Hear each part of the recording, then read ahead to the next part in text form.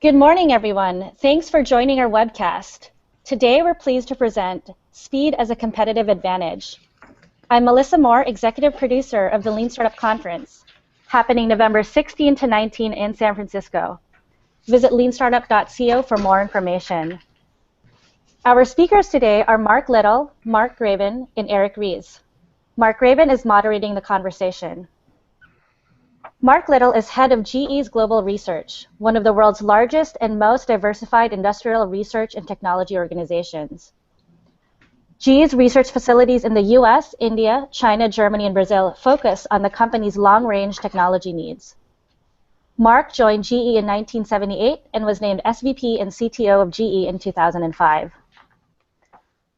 Mark Graban is VP of Customer Success for software company KaiNexus and founder of leanblog.org. Since 2005, Mark has worked exclusively in healthcare and has become an expert in the field. Mark is author of the book Lean Hospitals, Improving Quality, Patient Safety, and Employee Engagement. Eric Ries is author of The Lean Startup and host of the Lean Startup Conference. A few housekeeping notes. We'll take questions from the audience via the live chat. If you'd like to ask a question, please flag it with a Q:. Our speakers will answer questions in the second half of the webcast. No need to ask your questions twice. This is a 1-hour program, and the recording will be available a few days after this live webcast. Take it away, Mark.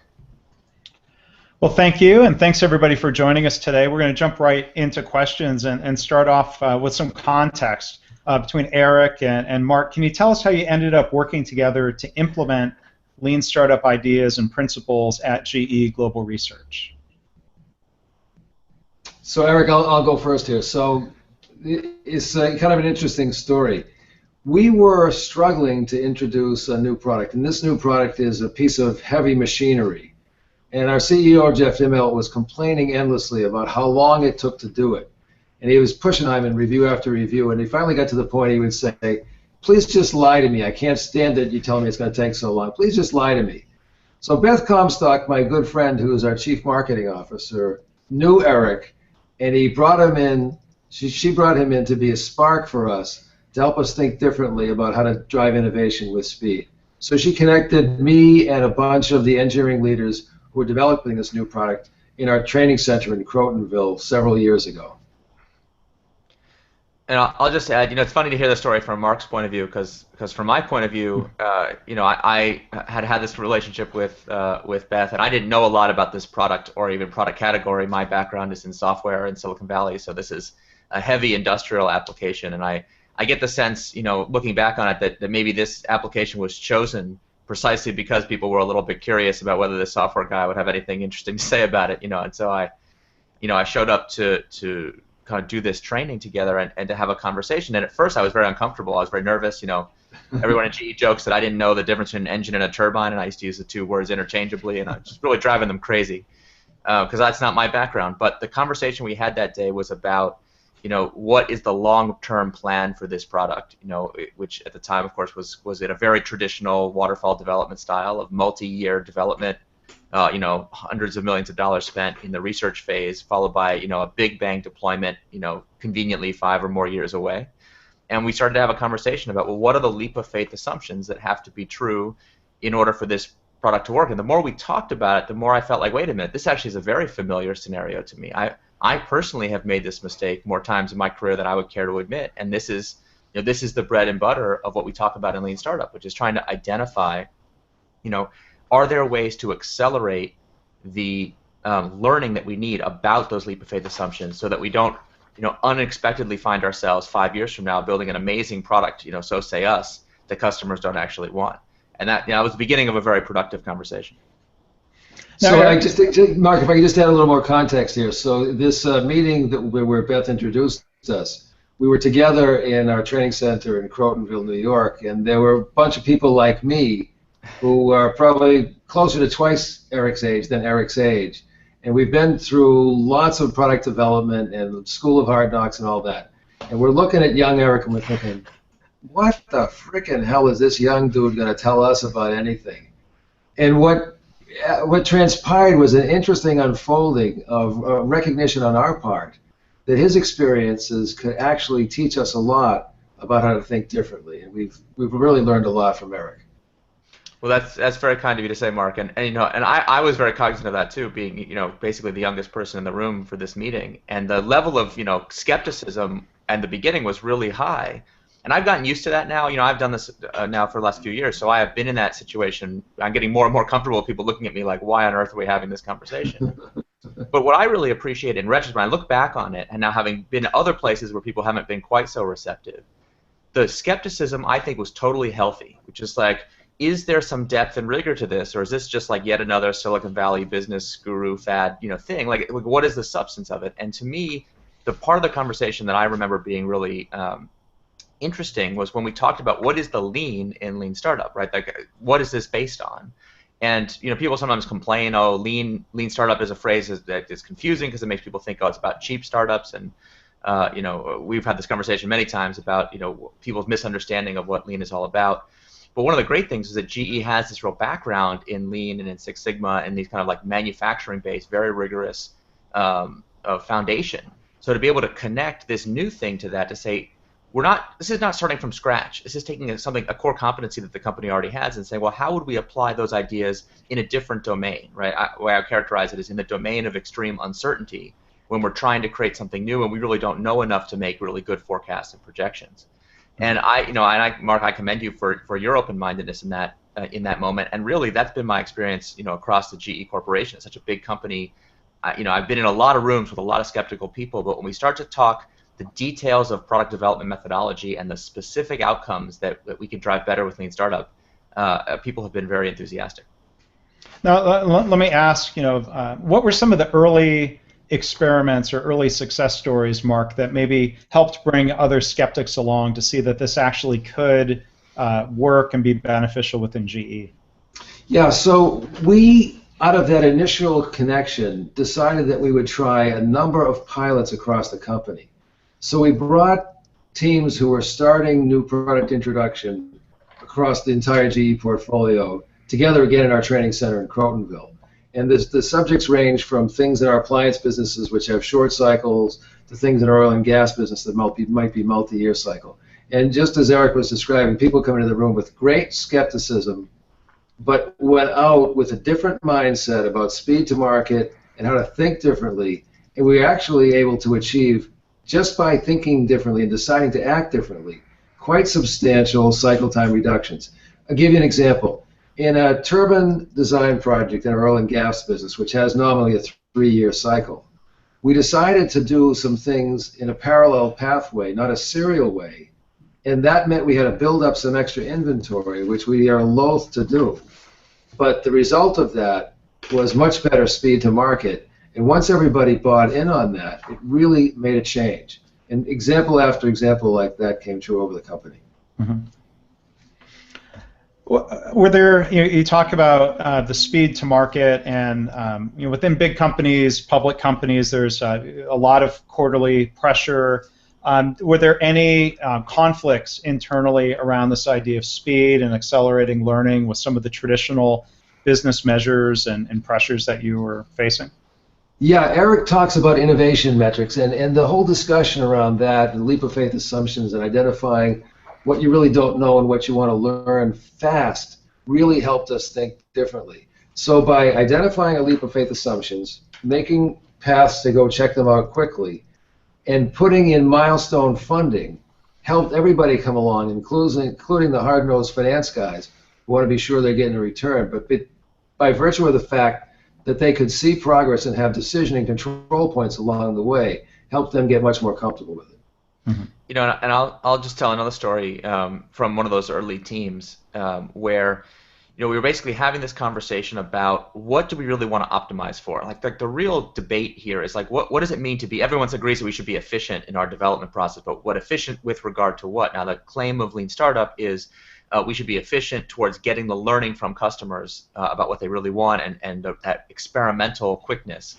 That's what we're going for, but that was a little bit controversial at the beginning. And I remember one of these meetings where we're discussing with the engineers about the possibility of doing things in parallel that would otherwise be done serially. And we got the team kind of to overcome their skepticism, get excited about it, and then the leader of that team kind of had to go back from our workshop into their business and we asked them to keep count of how many meetings did they have to get permission to pursue this new approach. Now, any outside person looking at this new approach compared to the old one would say it's a home run, so much better. I mean, we get customer learning like within a matter of months instead of years.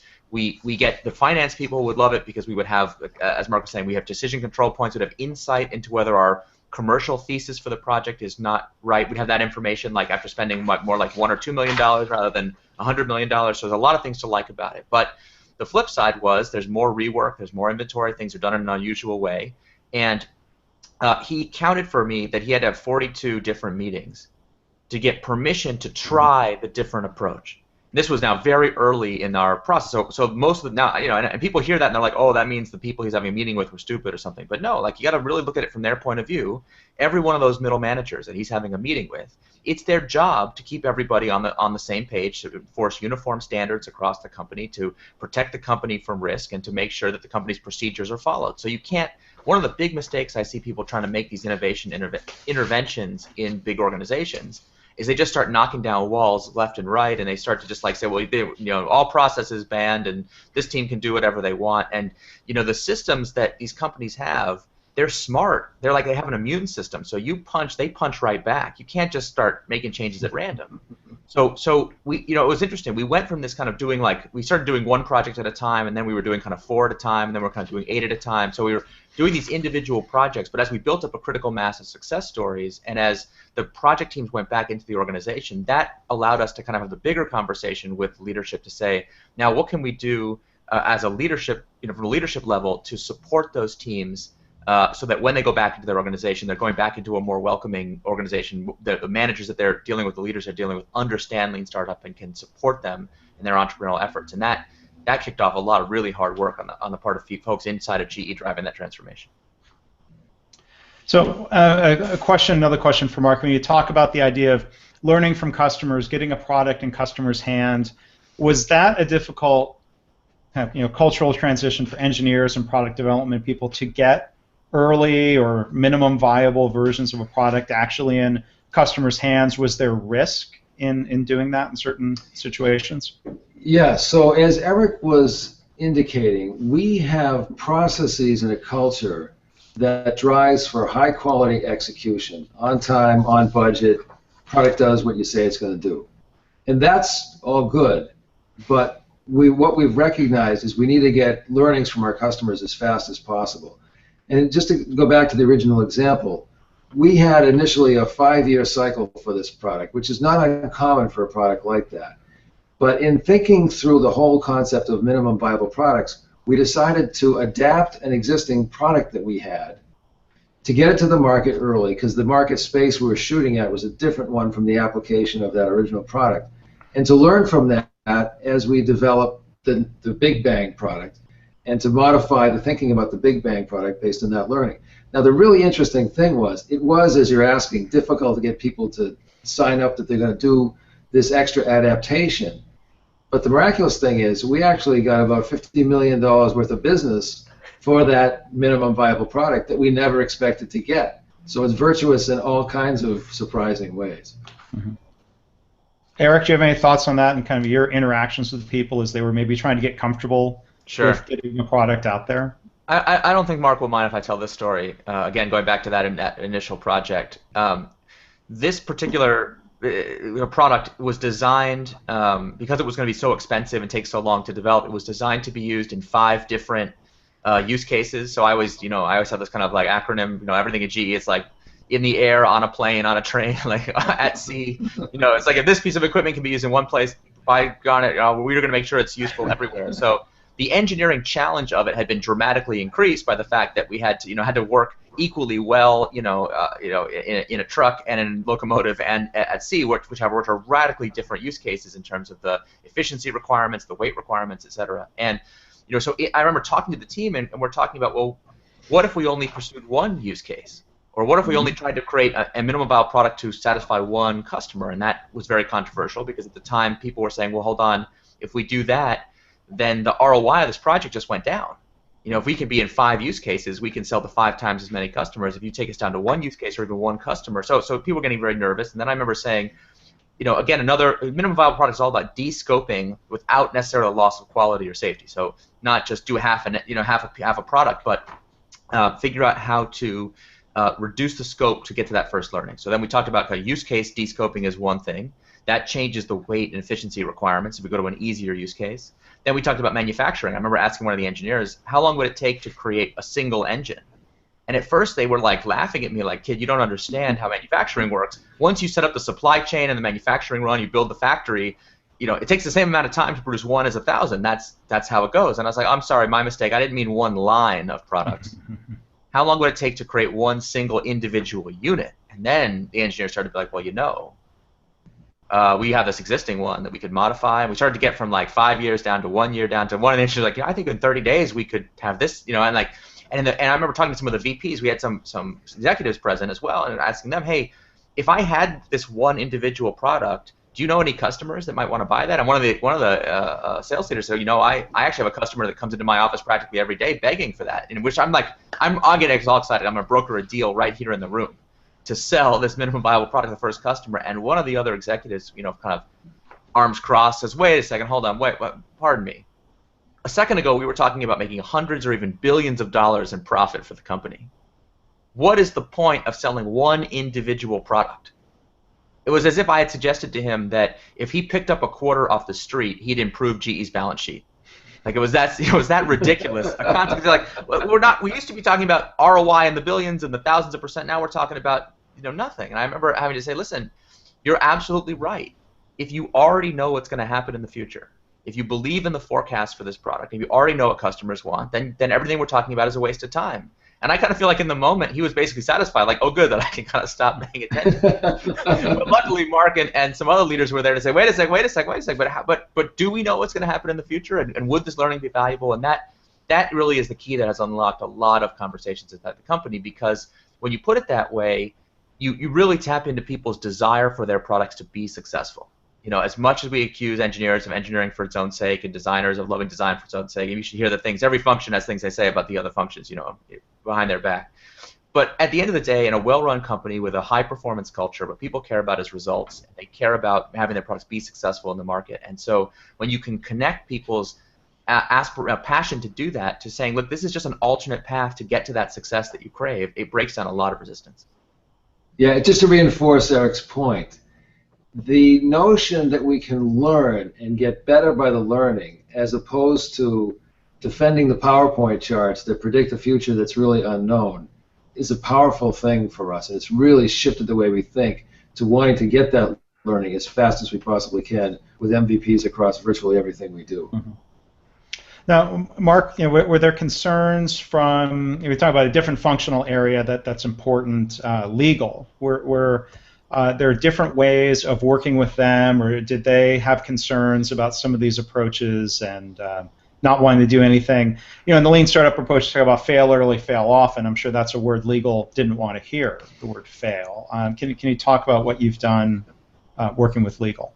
Yeah, there's no doubt that if you wait to the end and bring the lawyers in to help us think about barriers after the cake is mostly baked, that's problematic. What we've learned is to bring the legal team in at the beginning to make them part of the solution and part of the process. And in every FastWorks project we have a legal person identified to own that alongside the team. And that has really helped us go faster from the beginning. Can you talk about some of the specific examples? I think we have some time to kind of delve into. I read one article, it was about GE Fuel Cell and how that was set up as a separate entity, which is interesting. It makes me think of a little bit of what Clayton Christensen would say about disruptive innovations, carve out a space, give them some freedom. Can you maybe talk about that example and what some of those dynamics were? Yeah, so just to get everybody up on what we're talking about here, we have a really great innovation, I think, around something called solid oxide fuel cells. So this is a fuel cell technology that operates at high temperature. It allows you to introduce a fuel that you break down, or it might be a natural gas that you don't need to break down. You pass it through the fuel cell at a high temperature, it generates electricity, and then the residual fuel goes through a reciprocating engine or a natural gas turbine in a combined cycle system. the combination of the fuel cell plus the engine or the turbine can generate electricity at 65% efficiency. The best central station power plants today, best in the world, are 62% efficiency. So here you have small scale distributed power at a higher efficiency than the best-in-class central station power, a complete inversion of the paradigm. And we think we have a killer innovation here that we can do this at a very low cost. The innovation was completely dreamed up and demonstrated here at the GE Research Center. We are building a business out of that today. We actually took the people from here and put them off-site. They're 20 miles away, so they're not terribly far from the mothership, but they're far enough away so they can do their own thing. That liberated them from a lot of our internal bureaucratic mechanics and enabled them to go very fast to build up their capability. We've hired some outside people in to do the marketing side. They are thinking through their own version of minimum viable products, and this is a business that we're very excited about. But from the beginning, we set them off to be something different. Eric, you're involved in this. What's your view? Yeah, I mean, I feel like this is, I know that I spent a lot of time with this team, and this technology really has such revolutionary potential. They told me at a certain point they were kind of tired of having to give tours to outside people who wanted to come see the technology with their own eyes, and just people want to. It's a marvel. If this works in the way that I certainly believe that it will, this will have a really strong impact on what we think of what electricity generation looks like in the world. So it's a very exciting product, and when I first talked to the team, the scientists who had done the research, were very much expecting that at some point they would kind of hand this over to some commercialization process, that they, had some kind of vague idea of what that would look like, but it was very much a science project that it was an expectation that kind of it would be commercialized somehow.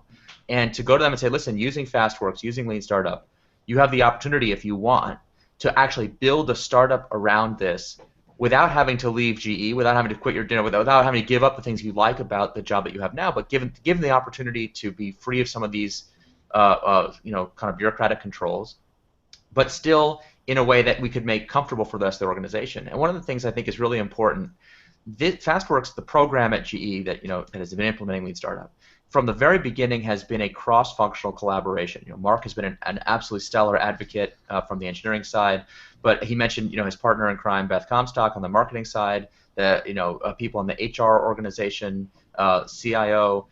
This has been cross-functional, and many of the business P&L leaders have been very supportive from the beginning. So this is a project that requires a lot of innovation on the technology side, but it also requires innovation on the commercial side, because if you can totally change the way that electricity is generated and the place that it's generated, you could change the business model of how electricity is delivered as well at the same time. So there's a lot of questions about who exactly is the customer. When you have a truly disruptive product, you don't have any existing customers for it because nobody even knows that they want it. And people always talk about the iPhone or something, kind of a glib example of people didn't know it, they wanted it until they see it. But this is in that same category. It's like so radical, so revolutionary. A lot of customers have a hard time understanding what it means. So it was very exciting to see the team kind of step up and say, yeah, we'd like to take on the challenge of being founders of this startup rather than just scientists working on the technology. And the big breakthrough for folks I work with from the research lab in understanding Lean Startup is a lot of technology transfer programs out there. When scientists get into business, we basically teach them a form of astrology. It's like everything you learned in the lab, forget that. Now we're going to talk about predicting the future through PowerPoint and willing the future to happen through the power of your mind and all kinds of other nonsense. And Lean Startup, because it has this foundation in scientific experimentation, we could say, listen, we want to apply the same scientific rigor you used to make the breakthrough in the first place to the assumptions and questions you have about the market and customers. And I hope Mark won't mind me telling this story. There was some debate within the company about whether these scientists would be willing to work side by side with their commercial, marketing, and sales counterparts, because of course in the different functions we have sometimes this feeling that the people in the other functions don't value our contribution. And I sat with some other leaders in the company. I said, listen, let's have this team go through a FastWorks workshop, and I'm going to make the following prediction. I predict at the end of the workshop, this team is going to ask to have commercial and marketing people added to their team. And I promise I won't say a word about it in the workshop. I won't tell them to ask for that. That was the deal. And one of the leaders from the company was in the workshop present to observe to make sure I stuck to my word. And we were there for like 8 hours, really going through leap of faith assumptions. Lean started very intense. And about hour 6, I'm starting to get a little nervous because it kind of hasn't come up yet. But I have faith. So we keep going. And at a certain point, the scientists are like, we're starting to really understand, okay, these are our leap of faith assumptions. We need to get with customers and get contracts in customers' hands and get customers pre-order. We need to get customers understanding this product and understanding what they really care about ASAP. And they start to look around. They're like, does anyone here have a Rolodex of customers that we can call? And does anyone even know how you make those? And like, at certain point, they're like, we got to get a commercial leader on this team right away. And I'm like, I could almost bust out laughing because I'm like making eye contact with the person who's there to observe. Or like, and I'm like, and a lot of people in the company thought, they're like, oh, it's like magic. He has some kind of mind control power, but it's not mind control. It's actually just it's a rigorous framework from first principles. It says, look, a cross-functional approach where we take the best of our engineering and marketing and sales and legal and IT and all those functions, we bring those people together and make them into a true team. That's the way to make this happen. And even people who have been extremely resistant to working in that way under the old system, when given the opportunity to work in this new system, can be very enthusiastic about it. So just to round out the story, we are in the process of building the startup. It's used every lean startup principle from the beginning. It's very exciting. I'm having a review this afternoon to talk about it. We've targeted the system that I described to you. That's about a megawatt size system, which is 1,000 kilowatts. As we've explored this with our customers, we're finding that they may want, in the early days at least, some 10 kilowatt systems. And the discussion this afternoon is going to be around, do we pivot to push our production capability toward that, or do we stay the course? So all these things, leap of faith assumptions, minimum viable product, speed to market, built right in from the beginning. It's been awesome to see. Yeah. Now, let me ask one more question, Mark, before we transition over to there's some really good questions coming in from the audience.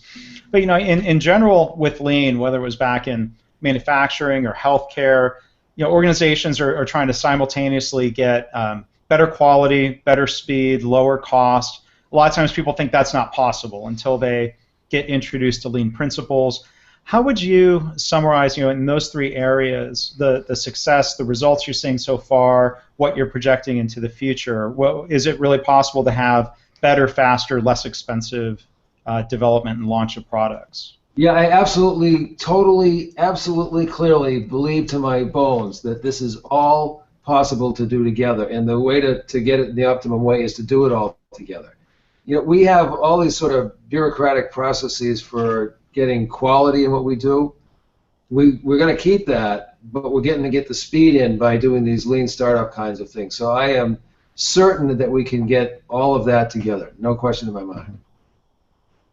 And is there a 4th dimension there? If you look at, I guess, the percentage of new products that are successful or meet expectations in the market, would you expect to see a higher success rate with the products that come out of Lean Startup or FastWorks? Yeah, well, definitely, because the whole idea of listing your leap of faith assumptions, not being completely bought into them, and having the idea of learning fast and pivoting as you learn, it certainly will make us more successful. I can see it even today as we do these things. Mm-hmm. And Eric, what thoughts do you have on that? Well, I've seen a bunch of projects, that I personally, I've probably worked with 50 or more teams as a coach in GE. I don't even know how many it is now, a lot. Because for people who are kind of interested in the transformation, this is both a tops-down and bottom-up thing at the same time. Like, you got to be working with teams and on the ground understanding the reality of the people that actually do work for a living, and you got to spend time with leadership and executives to make sure that they are supporting and driving that change. No offense to my executive colleagues. And what I see with those teams, like, there's a lot of projects. We've talked primarily. We got Mark Little on, so we're going to talk about industrial and research and really, new product, new category, new science projects, basically kind of projects. But we've seen this applied not just in spin-outs like the fuel cells business, but in commercial operations, in IT, in internal projects, in really small things. We talked about some of the appliance projects where the cycle times are really actually quite short. Software projects, we've seen it. In things as simple as the terms and conditions and contract negotiations we go through with customers, and then don't even get me started on aviation. That's like a whole conversation unto itself, where everything that is done in the aviation business is so unbelievably complicated that we've seen some really promising results there. it's early days. A lot of these projects, even in a business where the natural cycle time of an industry is the new product every 5 years or every 10 years, you're not going to see overnight success. But what I can say is I have personally witnessed dozens of projects that I would have said before the transformation had close to a 0% chance of success, and now they have achieved a non-zero chance of success. It's not 100% chance. It's not, but the team has a prayer. And when you have teams, I mean, I meet so many teams who they really want to succeed, but they know in their hearts that they're not doing the things that need to be done, or they at best feel like it's a lottery ticket. They're like, we're gonna work on this thing in the dark, in the dungeon, quietly, in a secret for years, and then boom, hope that it goes for the best. It has that lottery feeling. The morale can kind of ebb as you go through it. People get promoted out of the team before the thing launches, so you have it's all these problems that when you reverse that, you get the sense of morale, you get the sense of excitement and enthusiasm, and so you have these teams that have gone, like I said, to non-zero. And anyone in Silicon Valley understands that non-zero chance of success is really a high compliment for a new product team. That's what we aim for. We can't guarantee success, but we can increase its probability past zero. Mm-hmm. Just a point of emphasis, the whole idea of having introduced the language around pivoting into our company by itself is a very big deal, because what it says is from the beginning, I recognize that I don't know everything that I'd like to know, and that changing my mind and going in a different direction is not a fatal flaw, it's part of the process. That's a very liberating, refreshing, opening thing that enables us to go faster and learn and get better quickly. Mm-hmm. Mark, is there an example that comes to mind of a pivot that occurred? Was it a shift in the product, a shift in the business model? Yeah, there are many examples of this. There's an example playing out today in our heavy-duty gas turbine business where we had started down a path of approaching the marketplace thinking that the customers wanted, above all else, reliability, durability, and flexibility of operation. As we started to think about lean startup principles and leap of faith assumptions and challenging them with customers early on, we learned that that wasn't the right approach. We pivoted and changed to a different design, and we are getting very substantial recognition by our customers that that's the right thing to do. Customers whom I've known for a very long time, are very tough-minded, are telling me, you didn't have the right product before, now you have the best-in-class product. It's a very striking example to me of exactly this thing. And this is in a big scale. A turbine like this may cost $50 million, so this is a big ticket item we're talking about here. But even there it applies. Okay. Well, great. Well, I think we'll transition. We've got a lot of questions that have come in from the audience. There was a question from April. How did GE accomplish efficient learning in highly regulated environments? So, for example, I'd be curious if this applies in medical devices where there's FDA oversight. Were there challenges that you faced? How did you overcome that in those environments? Yeah, so the FDA regulatory environment is a really good place to focus this on. We cannot in any way avoid getting regulatory approval on things, but what we can do faster is get the steps in place before we get to the regulatory approval to make sure that when we get there, we not only have a device that's high quality and reliable performance, but is suitable to the market. So it's the preceding process that really matters. But there's no way we can change the FDA process. We have to just adhere to it. Right. One of my favorite stories working with one of the healthcare medical device teams, we did the thing that Mark talked about, which they thought was kind of crazy at first. We brought legal and compliance and regulatory onto the team from the very beginning, and a lot of times there's conflict between the product teams and the regulatory teams because they're always wanting to do things that push the boundaries, and it's the compliance officer's job to say no to that stuff. So to put a kind of a negative compliance person on the team from the beginning was seen as quite controversial inside the team. They were worried this person was going to be annoyed, and the person when they first came to the workshop were not exactly having a great time. And I remember this moment when the team was debating some MVP concept, and they wanted to pre-sell something to a hospital before it had regulatory approval. And of course, the team said, "Oh no, we can't do that." Of course, everybody knows that the FDA requires that if you're going to pre-sell something, it have approval first. So you can't pre-sell an MVP. And the regulatory compliance person, who was quite cranky at the moment, said, "Excuse me, have any of you read the relevant statute and guidance from the FDA?" And the team said, "Well, no." Like, do you honestly think that it's one sentence long and it says thou shalt not pre-sell a price? Does that sound like the kind of thing the federal government would do? I said no. I said, well, it's actually my job, and I have read the statute, and it's 10,000 pages long, has 92 subclauses and 87 exemptions. And did you know that the specific MVP you just described is covered under Clause 35, Subpart B, Exemption 12, that the FDA would prefer that you did that, as long as you do X, Y, Z. They would prefer that to the thing you were otherwise. And they were like, team looked at their jaws on the floor like, what are you, really? Is that true? And they're like, is this a trick or is this for real? And they're like, he's like, no, you're going to go to the FDA and tell them this device works if you've never tested it in a hospital? How are you going to know what to tell them? Of course they want you to, and he's like, well, you got it. And all of a sudden this person who everyone previously considered to be the most unhelpful, most negative person in the world is like, let me help you build the MVP, because now we can build safety, quality, and compliance into your experiment from the very beginning. You won't have to come to me at the 11th hour and ask me to do something illegal. It's like, from their point of view, it was a huge win. And and the team, again, they thought I had committed some kind of mind control. It's like, how did this person transform from a troll into the super helpful person? What did you do? And it's like there was nothing in the water. It's simply getting the right structure around the team to allow this to happen. Mm-hmm. It was fun to watch. Mark, another question. I'm going to actually combine two questions here that were similar.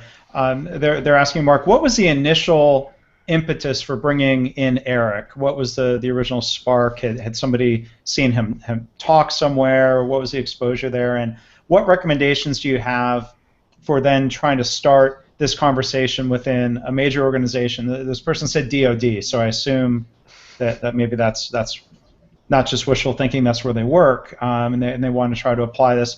So a two-part question. Where did it initially start? Where do you think it might start in a really large organization? Yeah, so I was involved in the project that was, by everyone's judgment, too slow, taking too long, an inefficient process from the beginning, but I didn't know a way to change that. My good friend Beth Comstock, who runs marketing, knew Eric and knew that he could be a spark for us. I did not know that, and as I said earlier in this discussion, she brought him in. I was highly skeptical of that, and then it just caught fire from there. But it took somebody who could see that somebody who was different from us could actually help us think about our challenges in a different way.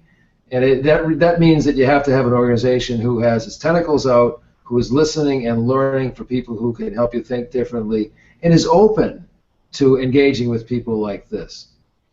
But it took a crisis to get us to the point of being ready to engage. Well, and it sounds like there's that combination of what you were saying. You recognized internally there was a problem in terms of speed of development, but then Yes. Beth being in marketing, I guess it's a good sign that there were connections for her to even kind of pass along that insight or a potential solution to you.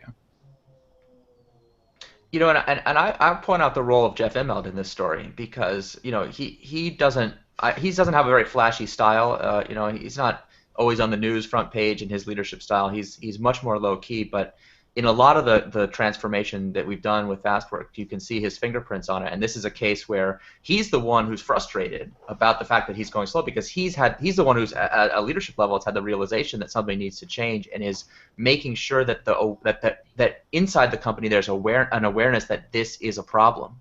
So he's not, even though he's not at that time prescribing the solution, he's saying to Mark, listen, I want to see this, I want to see something different here, I want to see a change, and that's helping create the sense of urgency to go outside and do something that didn't make everybody super comfortable at the beginning. If he thought everything was fine and the status quo was going to work fine, I just don't see it happening. Mm-hmm. So back to the other part of the question, I'm curious for either of your thoughts. The person is asking about DoD. Is it a matter of somebody in leadership finding a problem, finding something they're equally dissatisfied, or what do you have advice if you were talking to a counterpart, even at another large corporation? Yeah, you have to have somebody who's ready to think differently, to explore different options. When we first engaged with Eric, I didn't know who he was, I didn't know what was coming, but I had an indicator from my colleague whom I trust a lot that maybe there was a possibility here. So we had an organization that was connected, could think about different things, and was open to a change. So if the DoD, which has lots of these same kinds of cycle issues, and sure as heck they need to get their stuff right with speed, if you have some leadership who's open to that, then get them connected up, and things can start to change. It did for us. Mm-hmm. Yeah, and if the person from the DoD is actually listening, there's a person you want to talk to. His name is Todd Park. He's the former Chief Technology Officer. He now has a special job, which is to funnel people who think in the way we're talking about into the federal government, and he has had tremendous behind-the-scenes impact on a number of government agencies, and he's a very nice and approachable person. If you tell him that I sent you, I'm confident he will return your email. So just drop him a note and say, hey, I want to do Lean Startup at the DoD, and he'll know what to do. Yeah. And if I could help with anything with the DoD, I would be glad to as well. Wow. Great. Another question for you, Mark. How did, or what types of tools and processes were put in place within GE to capture, retain, and distribute learnings from different experiments to all the pertinent players? Yeah, so as I mentioned, we started off by doing a number of pilots that were visible across the businesses. So each business had a pilot or maybe two. And we set it up so that senior GE people like me and my colleagues who are on Jeff's staff were deeply engaged in these from the beginning. Beth was involved, I was involved, others were involved as well. And we talked about this very openly in our corporate executive council, so meeting of Jeff's top 40 executives. We've had Eric come in to speak to us. We distributed the learnings quite broadly. I lead a team of the engineering and technology leaders across the entire company. They were deeply engaged in this whole thing, and it was a steady progression of learning, and much more important, the results that we had to show that got everybody on board. It's really kind of an interesting thing for me. I cannot go to really any GE meeting, whether, as Eric was saying, it's a technology thing or a commercial thing, and not hear people talking about leap of faith assumptions, minimal viable products, speed to market. The language has really taken hold in the company, not because we were muscling it in from the top, we stimulated it from the top, but it actually works. It really actually works. So people pulled it. Mm-hmm. Now, related question here about spreading and sharing ideas. How is GE working to share and spread Lean Startup methodology company-wide, even looking worldwide? Are there certain countries or business units that have a higher priority for Lean Startup training or implementation? Yeah, so just to go back to the beginning, we started off with Lean Startup and our own version of this and even some more things in a basket we call FastWorks. And we've had FastWorks training for leaders, and we've had FastWorks coaches across the company. We have FastWorks coaches for virtually all the new things we do, including Eric on a number of the higher profile projects like the solid oxide fuel cell. Eric, maybe you could talk some about that. Sure. So the elements of this, I've seen this in multiple companies now. You start with these pilot programs, you build up a critical mass, you get to that kind of executive tipping point where you say, look, the leadership decides that there's enough here to say, yeah, we want to do this in a more broad way, not just one project at a time, but more. And I remember the moment in GE, and it's a really important thing. People know that I do some consulting, and of course I've acted as a consultant to GE, but I don't run a consulting company. I don't have any associates. There aren't 500 trained, FastWorks black belts running around GE telling people what to do. I don't believe in that approach. So every company that I've worked with has been successful at this. They have had to build their own internal function to drive the change and to build the internal coaching practice. And I think that's an essential best practice. So there's a core team at GE Corporate who drives FastWorks. They don't get nearly the credit they deserve publicly. So let me say that they have done an incredible amount of work. If you read about FastWorks in the press, it often makes it sound like Mark and Jeff and these senior leaders said, let it be done, and then boom, it was done. And sometimes the hard work that went, that translated that mandate into reality gets missed. And one of the moments that really sticks in my mind is the team, after we'd done maybe 25 projects, the team working with Mark and Beth and the other leadership presented a plan to Jeff Immelt to train every GE senior leader in FastWorks and to really go business by business, region by region, function by function to make sure everybody had exposure to it. And they built a 2-year plan to make that happen. And I remember that they had the meeting with Jeff and they came back and said, well, the good news is he liked it. The bad news is he wants a 2-year plan done next quarter. And so we went on the road. It was like a very intense few months of my life and for everybody on the team. And when we say every business, I mean every CEO, every P&L leader, every functional leader. This is something that people overlook a lot. You got to get the heads of engineering, HR, legal, marketing, sales, compliance. I mean, every function, you got to touch them, and then all the regional leaders as well went through this training. And so it was at a moment when we had enough credibility and enough stories of success that we could talk to those people, even though they were quite skeptical, and say, look, I hear that you have your skepticism, but let me tell you about examples in your own business where we've overcome obstacles, we've had success, and this is worth adopting. And that, although that was very intense and it was a lot of work, I think the benefits were well worth it. Mark, anything else you want to add to that? Or? Well, I think that's pretty comprehensive. I think you got it. But the fundamental thing is that you can push from the top, but if the ideas aren't good and if the practices don't result in benefits, they never stick. This stuff sticks. Yeah. Eric mentioned black belts. There were a couple questions that came in kind of along the lines of, a company being so well steeped in Six Sigma and lean and manufacturing. Was that beneficial for people to see kind of adaptation of that into FastWorks and lean startup, or were the people in product development areas not necessarily as involved with Six Sigma or lean? No, our technology. I'm speaking from the technical mainly here, but we practice Six Sigma in a serious way. We train our people on what we call design for Six Sigma. There's a rigor to those practices that is very, very positive.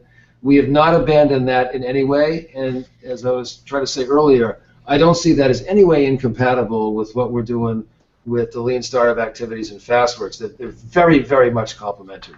Mm-hmm. So did that make it easier, being complementary, and did that make it easier for people to embrace? Yes, yeah, and they like the idea of keeping the rigor and the exactitude of the Six Sigma stuff with the speed of the lean startup stuff. It's just beautiful. Mm-hmm. I'll tell a story maybe that both Marks can appreciate. I've had to meet with the Six Sigma leader in a number of the businesses as part of doing this, and again, there's often some skepticism there because wait a second, what is this new thing? And I actually met with a person who had a mug on their desk that said failure is not an option. Mm-hmm. I'll never forget this. They made such an impression on me because I was like, if I had a mug on my desk when I was in a startup, my mug would say, I eat failure for breakfast. So it's like we're coming from totally different worlds, right? And of course, that's like a comical version of the really deep theoretical thing we had to understand is that Six Sigma and related methodologies are about reducing variation. So variation and variability through standardized work and pull and all these other improvements, because variability is your enemy in a manufacturing process. Standardization is your friend. But in an innovation context, variability can be positive. So there's positive variability that if you eliminate, you prevent innovation from working, right? Positive variability means sometimes you put in $1 and you get out $0. Actually, most of the time, but sometimes you put in $1 and you get $1,000 or $10,000 back that you weren't expecting. Sometimes, like we've had several projects, in FastWorks where the minimum viable product that took much less time and energy to build was much cheaper to build. Not only does the customer accept the MVP, we've had several customers say, thank God you brought me something simple for once. I'd pay you twice as much for this one. This is a brilliant innovation. The engineers sometimes go nuts. They're like, what are you talking about? This one's not as efficient. It doesn't have this feature. It's not as good. And the customer's like, I didn't want all that crap. This thing is simple and I understand it and can I have it right away? So that is not, that's positive variability. So having a methodology to eliminate variation when that's needed, like on the manufacturing floor, is really important. And having a methodology that can exploit positive variability, as in FastWorks, is really important. And the Six Sigma leaders inside of GE, when we've understood that this is an equally rigorous, process that can work in a different context, that has been very positive. Here, another question. I guess maybe for Mark first. How do you deal with a team that thinks they're doing lean startup and they throw the terminology around, but they're primarily relabeling their old way of doing things? I don't see that very much, so I don't have a good practical-based answer for you. I really do think our people are adopting the practices and taking them to heart. Just a reflection on our previous discussion, too. If you're a scientist, and many of the people here at GE Global Research are PhD-level scientists, they like the rigor of Six Sigma. They understand the statistical thinking. They understand eliminating variation. But when we talk to them about the ideas of lean startup, they say, well, isn't that just the scientific method? I lay out my assumptions, I make an experiment, I learn, I change. It's what it is. So once people get it, it's kind of a natural thing. The ideas are so logical and straightforward that it really, really sticks. I mean, Eric, do you see what the person writing the question? Sure. I don't know if they've experienced that. Have you seen it in other if they spent 10 minutes in Silicon Valley, they probably have heard that. It's actually funny. I see more of that here than I do inside of GE, and just for the reason that Mark said, that there's a lot more bullshit factor here. And people sometimes hear that and they're like, they can't believe I'm serious, but it's true. Silicon Valley is a wonderful place. I wouldn't want to live anywhere else. Innovation, it's like a company town where innovation is the company business, it's the town business. But there's also a lot of bullshit that goes along with that, just like in Hollywood, But that's the question. I think the previous two questions together and say kind of what are the backgrounds or skills in operational excellence that help people adopt lean startup. I've seen 5 contexts that can be really helpful because they build transferable skills. A background in lean manufacturing and Six Sigma, super helpful if you can make that translation. Military background has been really helpful. Anyone who's ever studied John Boyd and the OODA loops and that kind of iterative way of understanding team dynamics is very important. There's a new book from General McChrystal called Team of Teams that gets into that in great detail, which is great. People who have a background in true disruptive innovation, so obviously the super high-tech people really understand Clayton Christensen. That's why the apps and the Ubers and the kind of the Silicon Valley folks have really embraced it. People who have a design thinking background, so that's another methodology that shares a lot in common with Lean Startup. And so if you look at a company like Intuit, where they had this program they called Design for Delight, had a lot of some aspects of it that overlap well with Lean Startup that made it easier for them to adopt. And the last is just what Mark's talking about, science.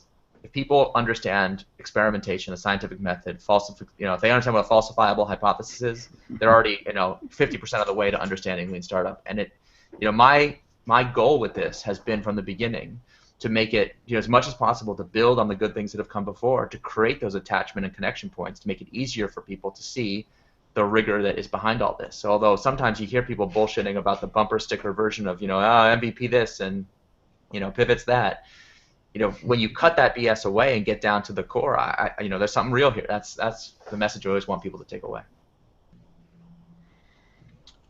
We've got another question here, maybe for Mark first. What can individual contributors do to manage up their leadership to get them to open up to the speed to market thinking? Any advice or thoughts? Yeah. Go to the basic principles of learning and learning fast. And the whole idea of laying out your leap of faith assumptions is a darn good place to start, because it makes you think through what you know, what you don't know, and what you need to know, and to lay out a plan to go to get that. That, I think, is a very helpful starting point for the whole discussion.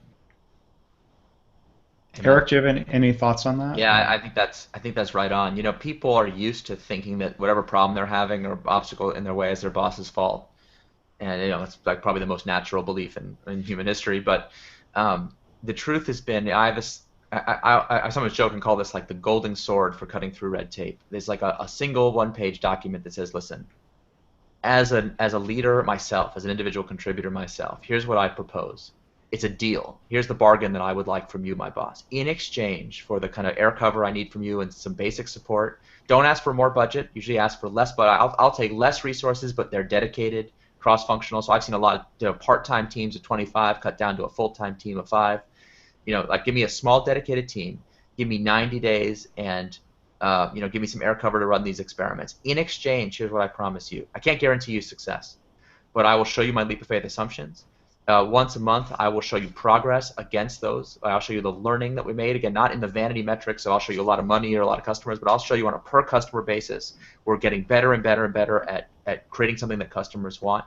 And I promise you that 90 days from today, I won't ask you for a single dollar more unless I have validated learning that we're on the right track.